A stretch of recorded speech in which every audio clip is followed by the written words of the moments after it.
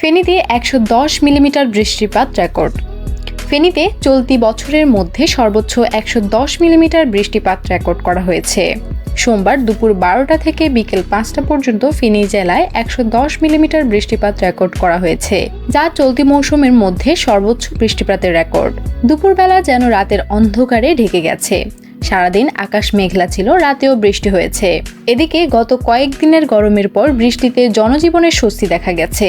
তবে বিভিন্ন উপজেলায় বৃষ্টিতে জলাবদ্ধতা দেখা গেছে। মাঠের ফসল ঘরে তোলা নিয়ে অনিশ্চয়তায় পড়েছেন কৃষক। শহরের বাসিন্দারা বলেন, টানা গরমের পরে এমন বৃষ্টিতে স্বস্তি নেমেছে। দুপুরবেলা একদম রাতের অন্ধকারের মতো অবস্থা ছিল।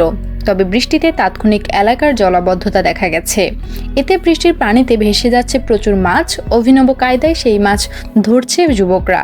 পরশুরাম উপজেলার কৃষক বলেন, মাঠের ধান ঘরে তোলার ঠিক আগ মুহূর্ত এমন বৃষ্টির চিন্তায় ফেলেছে। ভালো ফলন হলেও ফসল বাড়ি আনতে পারবো কিনা জানি না।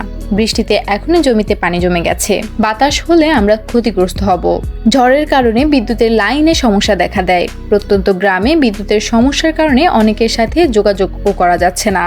তো দর্শক, কেমন লাগলো আমাদের আজকের ভিডিওটি? ভালো লাগলে লাইক, কমেন্ট এবং শেয়ার করতে ভুলবেন না। ধন্যবাদ সবাইকে। আবারও ফিরে আসবো নিত্য নতুন খবর নিয়ে। ততক্ষণ পর্যন্ত ওয়ার্ল্ড ওয়াইড নিউজের সাথেই থাকুন।